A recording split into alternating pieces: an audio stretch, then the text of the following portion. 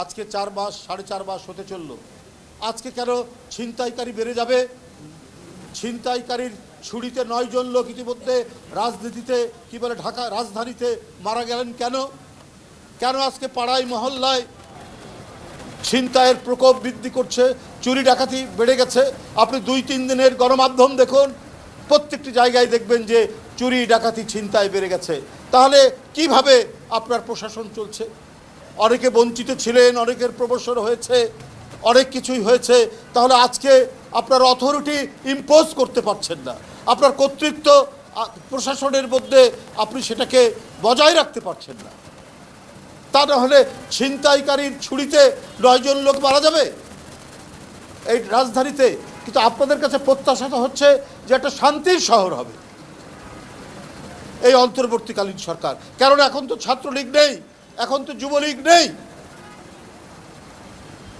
তাহলে এটা হবে কেন? এই পরিস্থিতি আসবে কেন?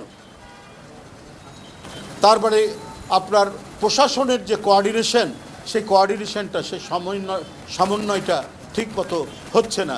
কিন্তু উপদেষ্টারা অনেক কথা বলছেন, অনেক বড় বড় কথা বলছেন, এবং আমরা যদি কিছু বলি আমাদেরকে উল্টো সবক দিচ্ছেন যে আপনারা 53-54 বছর কিছু করতে পারেননি, এখন আমরা করছি। আরে বাবা, সারা পৃথিবীর অর্জন তো রাজনৈতিক সংগ্রামের মধ্যে দিয়ে হয়েছে, আর যুদ্ধ তো হচ্ছে পলিটিক্যাল সংগ্রামের এক্সটেনশন।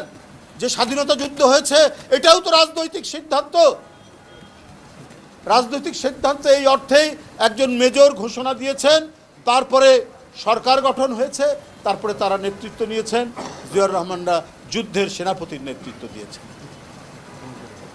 আর আপনারা সব কিছু বন্ধ রেখে স্তব্ধ করে দিয়ে মানে ইলেকট্রিসিটি বন্ধ করে অন্ধকারের মধ্যে সংস্কারের মাস্টার প্ল্যান করবেন, তো এটা কি একটা বিশ্বাসযোগ্য বিষয় হতে পারে?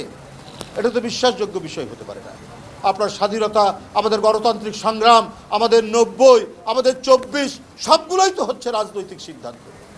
কই সেদিনের কোনো ইয়েতে আপনারা হয়তো অনেকে সমর্থন করেছে, কিন্তু রাজপথে পুলিশের গুলির সামনে নিজের শার্ট বোতাম খুলে যারা দাঁড়িয়েছে, যারা হাসতে হাসতে পুলিশের সেই আয়না গেছে, সেই আয়না ঘরের মধ্যে গেছে, যাদেরকে দিনের পর দিন রিমান্ডে রেখেছে, আপনারা তো সেই রিমান্ডের মধ্যে ছিলেন না, আপনারা তো সেই নির্যাতন ভোগ করেননি, সেটা তো আমাদেরকে করতে হয়েছে। আর আপনারা বলছেন রাজনীতিবিদরা তারা এতদিন কিছু করতে পারেননি। এতদিন যা কিছু হয়েছে সেটা তো রাজনৈতিক সিদ্ধান্তেই।